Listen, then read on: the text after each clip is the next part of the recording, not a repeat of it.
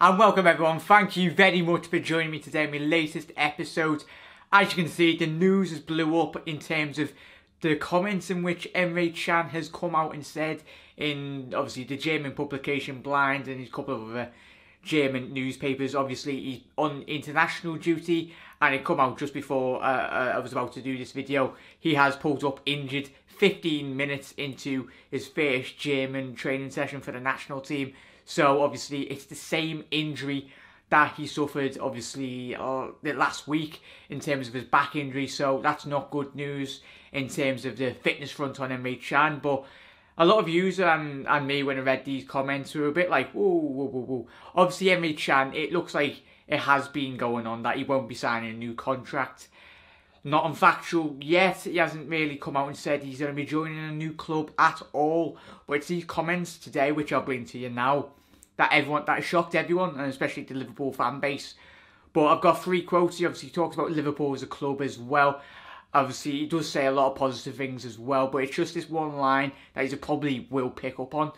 I will talk about that now, and obviously we'll talk about the farcical Manchester City, in which how they have reported Liverpool for apparently they're basically running scared of obviously Liverpool's home tie at Anfield, because obviously we like to create an atmosphere and it always happens. It's not just a one-off. This does always happen on big European nights and big games at Anfield, that Liverpool fans, especially around the stadium and up and down the Anfield Road and everywhere, surrounds the team bus, home and opposition fans. We've done it against Dortmund and you all know them, but apparently City have reported us to Merseyside police and he brought it up to UEFA and all that absolute nonsense, so we're talking about that. But yeah, let's get straight into these comments. Emre Can, he talks about Jurgen Klopp has been asked a lot about many times about my future, but he tells me as long as it doesn't affect me, it's okay. I have enough self-confidence to say my qualities are significant to play for a big club next season. That's absolutely madness in it, obviously, in terms of Emre Can. He doesn't say he will be playing. He's playing at a big club. He's already playing at a big club. He's getting first team football in one of the biggest, most high quality leagues in world football. And obviously he's in the German national team. If he was to go, would he get into Juventus' first team? For me personally, when you look at that Juventus midfield, obviously Sami Khedira, Pjanic, and there's a couple of others, Nainggolan. Oh no, he plays for Roma, but there's tons of midfielders for Juventus that are very high quality. But it's something like that, and as rightly so, a lot of fans have come out and reacted very angrily because he's not signed his contract as not expected. Apologies everyone, but let me know your thoughts on those comments. I'll leave I'll put the pictures up anyway on there so you can read all those comments. But he goes on to say, what counts for me is that I'm an integral part of the team and the club with a chance of winning the title. That's what every footballer dreams of, because that's the reward for your hard work. Then he goes on, this is quite a long one everyone, but bear with me. He talks about Liverpool as a club and a city. Talks about his history when he was signed.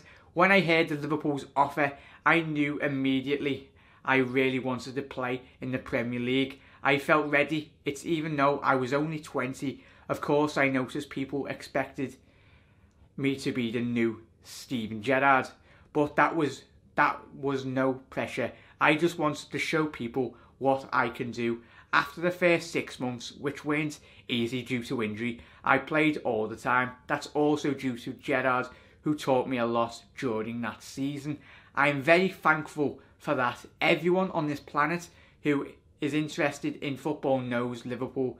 During my first pre-season in the USA, I realised how many fans this club really has.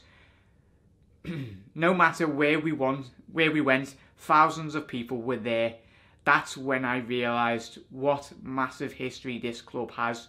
When I walked onto the pitch and You'll Never Walk Alone rings around Anfield, I got goosebumps every single time, and still LFC feels like family. So make of those comments of what you will.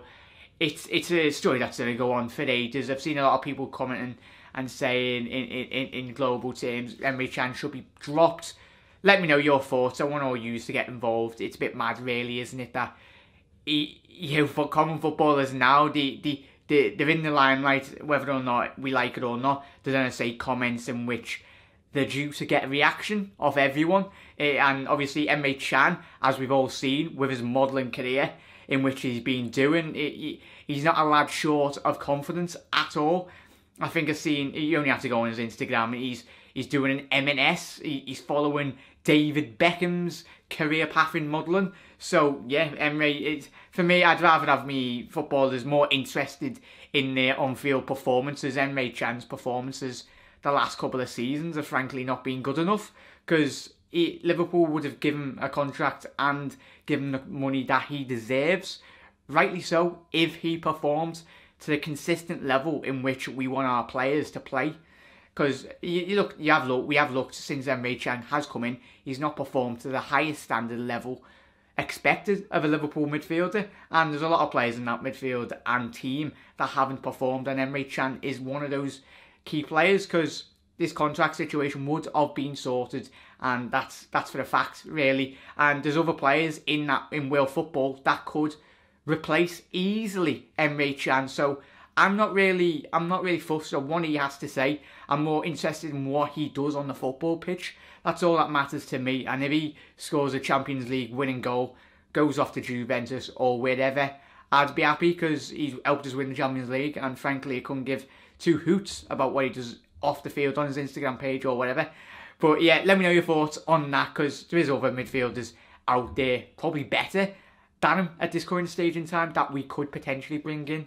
And yeah, and James Milner, as we've seen, even though Emre Can is a centre defensive midfielder, James Milner the last couple of weeks, if you've got players like that coming out commenting, James Milner is a man in which he's done it season after season. When he was at Leeds as a youngster, he does his talking on the pitch, he puts a shift in, and that's what Emre Can should start doing, and emulating James Milner's professionalism on and off the pitch. So yeah, Emre Can, go ahead lads, you do whatever you want to do, but as long as you perform on the football pitch for the now and the rest of the season, good luck to you, mate, because really, it's go ahead lad. But yeah, right, on to the next story really I want to talk about was, I want to get your views involved as well, so the Manchester City, the stadium and club in which didn't have supporters like 10 years ago until the Sheikh's money come in.